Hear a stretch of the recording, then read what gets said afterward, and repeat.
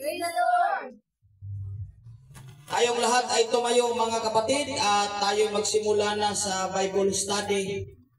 Ang bilis ng oras, pagsikapan natin sa tulong ng Diyos na matapos tayo ng 30 minutes mga kapatid. May turo pa ba ang Sunday School kids? Wala pa. Wala na, no? Meron. Noong linggo nagturo ka? Ha? Praise God. So, Bible's up na.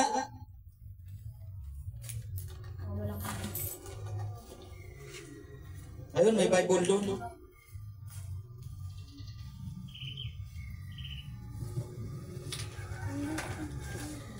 Ang ating pag-aralan mga kapatid sa umagang ito ay sa books ng Hosea, chapter 1 verse 8.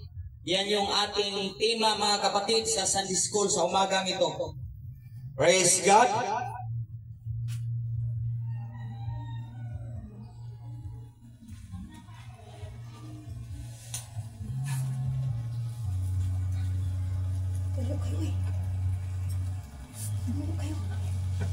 So before tayo mag-umpisa mga kapatid, praise God, I welcome muna natin ang presensya ng Diyos.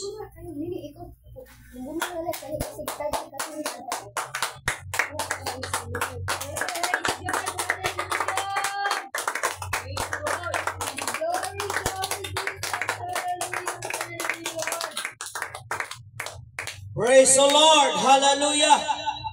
Everybody shout, praise the Lord. Everybody shout, thank you, Jesus. Everybody shout, praise the Lord. Palakpakan natin ang Diyos, mga kapatid. Hallelujah, hallelujah, hallelujah, hallelujah, hallelujah, hallelujah, hallelujah. Praise God. Namimiss ko kayo, mga kapatid. Ang bilis ng panahon. Isang buwan at isang linggo ang inyong lingkod sa Mindanao mga kapatid. Praise God. At salamat sa ating Panginoon dahil hindi niya tayo pinabayaan. God is the great, great, great in my life. Okay, ating basahin ang ating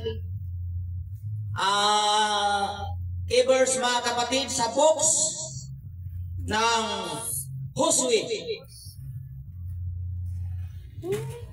Chapter 1, verse 8. Ang aklat na ito ng kautusan ay huwag mahihiwalay sa iyong bibig, kundi iyong pagbubulayan araw at gabi upang iyong masunod na gawin ang ayon sa lahat na nakasulat dito.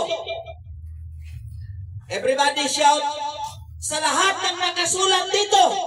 Lahat ng nakasulat dito. Sapagkat kung magkagayon, iyong pagiginhawahin ang iyong lakad, at kung magkagayoy, magtatamo ka ng mabuting kawakasan. Sabay-sabay tayo, lahat mabuting kawakasan. Mabuting kawakasan. One more, mabuting kawakasan. Mabuting kawakasan. Tayo ay manalangin mga kapatid. Mapagpalang Diyos, purihin ka sa umagang ito, O God. Minsan pang muli, Panginoon, ang inyong iglesia sa umagang ito. Kami ay mag-aaral ng iyong banal na salita. Lord, gamitin mo ang iyong lingkod bilang mangangaral, Panginoon, sa Sunday School sa umagang ito, O God. Ang aming pagsasaluhan ng iyong banal na salita, ito ay aming maisabuhay, maging pundasyon habang kami ay naglilingkod sa inyo, O God, habang kami ay naghihintay sa rapture, Panginoon, na walang ibang inaasam-asam ng lahat ng mga tao naglilingkod sa inyo, O God, ang napakalaking tagumpay na makasama kami sa first harvest na aming inaasahan. Lord, pagpalain mo ang iyong gawain, pagpalain mo ang iyong iglesia sa umagang ito, magbigay ka ng mensahe, ilagay mo ang kagalakan sa aming puso't isipan, Panginoon. Purihin ang iyong dakilang pangalan. Wala po kaming magagawa kung wala ka, Panginoon, sa aming buhay sa umagang ito. Salamat, Panginoon, sapagkat may sagawa namin ang lahat ng bagay winning in victory from you, Lord. You are the great God in my life. Purihin ang iyong pangalan in Jesus' name. Amen and amen. Palakpakan muna natin ang Diyos, mga kapatid. Hallelujah! Hallelujah! Hallelujah! Praise God! Malaya na po tayong makakaupo.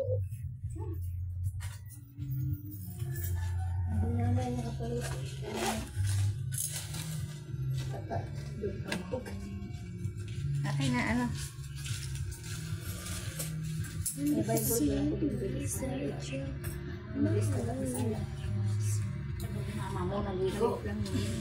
Nais natin, mga kapatid, na ang mensahe or ang laman ng Hosea chapter 1 verse 8, mga kapatid, ay atin itong maisabuhay. Sapagkat kung atin itong maisagawa, mga kapatid, bilang Kristiyano sa mundong ito habang tayo ay nabubuhay, hindi po ang Diyos ang makinabang dito, kundi ang bawat isa sa atin, siya po ang makinabang nito, mga kapatid. Everybody say praise the Lord. Praise the Everybody shout praise the Lord. Praise the Lord. Praise God. Kaya lagi nating sinasabi na everybody shout praise the Lord, para po yung ating boses ay mabanat, mga kapatid, kasama yan sa voice lesson. Dahil hindi lang tagapalakpak at tagaupo dapat tayo, mga kapatid. Dapat magamit ang ating boses at lakas at buhay sa paglilingkod sa ating Panginoon. Everybody shout praise the Lord. Verse 8, ang aklat na ito ng kautusan ay huwag mahihiwalay sa iyong bibig. Sino po ang kausap dito, mga kapatid, ng ating Panginoon sa panahon, mga kapatid ko, ni Josue? Ang kausap po dito, mga kapatid ko, dalawa ang nag-uusap rito, mga kapatid. Si Moises, mga kapatid ko, at si Josue, mga kapatid, sapagkat alam ni Moises na may limitasyon na ang kanyang buhay, kukunin na siya ng ating Panginoon. At si Josue, mga kapatid ko, ang kauna-unahang successor, mga kapatid, praise God, ni Moises, mga kapatid ko. Sapagkat noong sa panahon ng Jericho, mga kapatid ko, ang nanguna po doon ay si Josue, mga kapatid ko, at si Caleb. Noong nagpadala ng 12 tiktik, mga kapatid ko, praise God, ay ang dalawang taong ito, mga kapatid, si Josue at si Caleb, mga kapatid ko, praise God, sila ang nanguna at yung 10 ay puro negative. Subalit itong dalawang taong ito ay naging negative. Nag-report sila, mga kapatid ko, praise God, sa kanilang natapos na mission sa lugar ng Jericho. Palakpakan natin ang Diyos. Praise God. So, ang panahon natin ngayon, mga kapatid ko, kaya tayo naglilingkod sa ating Panginoon dahil hindi po tayo tagalupa. Everybody shout, praise the Lord. Kung tagalupa tayo, mga kapatid, dapat hindi tayo mamamatay. Gusto nating mabuhay ng 1,000 years, mga kapatid ko, forever. Subalit, dalawa lang ang destinasyon ng tao, mga kapatid. Pumayag man tayo sa hindi, langit lang o imperno, si Kristo lang o ang diablo, mga kapatid. Kaya tayong mga naglilingkod sa Panginoon, ang ating destinasyon, mga kapatid ko, buhay na walang hanggan, mga kapatid. Lord. Hindi po tayo naglilingkod na walang goal. Ano ba yung goal natin, mga young people? Yung mga estudyante dyan, no? Ang goal ninyo, makatapos sa pag-aaral. Pagkatapos nung mag-aral kayo, magtapos, no? Hindi lang doon. Kung engineering ang iyong goal, mga kapatid, no? ang bottom line ng engineering is mag-exam para magkaroon ng license. Diba? And then, ang pinaka-bottom line talaga niyan, mga kapatid, magnegosyo para magkapera. So, ganon din tayo, mga kapatid ko. Ang bottom line natin sa paglilingkod sa Panginoon ay makapasok tayo, mga kapatid ko, sa kaharian ng Diyos, mga kapatid ko. Kaya nga tayo nagpagal. Halimbawa, kung si Sister Ruby, bago siya kunin ni Lord, simba ko lang, no? 50 years siya maglingkod sa Panginoon. At pagkatapos, mga kapatid ko, ang kanyang espiritu, ang ating espiritu, mga kapatid, saan pupunta? Ang espiritu natin ay hindi po ito mamamatay. Ang ating kaluluwa at katawang lupa, ito po yung may kamatayan, mga kapatid. Kaya nga tayo naglilingkod sa Panginoon, hindi po para hindi mamatay. Para yung ating espiritu, mga kapatid ko, dahil yung ating katawan, hiniram lang natin ito sa Panginoon. Shepherd lamang tayo, tagapangasiwa, mga kapatid ko. Ang ating espiritu ay dadalhin ng Diyos sa paradise. Praise God.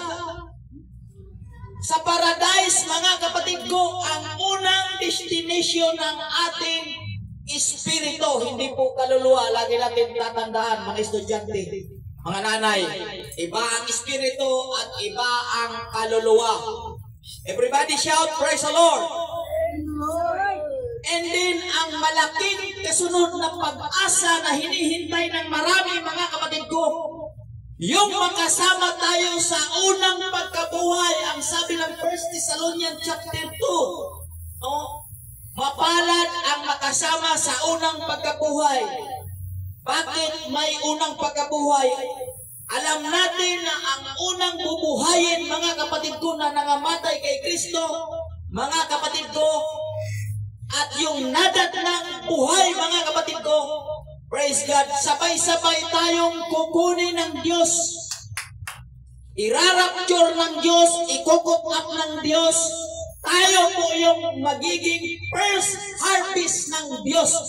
Tayo yung ikapo ng Diyos sa lahat ng mga taong nangamatay kahit buhay na naglilingkod sa Panginoon. Yan po yung bottom line kung bakit tayo naglilingkod sa ating Panginoon. Ulitin ko uli, mga kapatid, kung wala lang impyerno, hindi ako maglilingkod sa Panginoon. Lalo na ngayon, Sister kalimutan mo, Angela. Ang lapit lang ng is-in kaya. No? Tapos, pag nagkaroon ng Robinson, wow, pag araw ng linggo, masarap. Mag-window shopping. Free wifi sa loob. Malamig pa, mga kapatid. Praise God. No, ganon yung offer ng mundong ito. Kaya nga, mga kapatid ko, pinipilit natin, inuobliga natin yung ating sarili. Isiksik natin yung ating sarili, mga kapatid ko, sa gawain ng Panginoon. Why?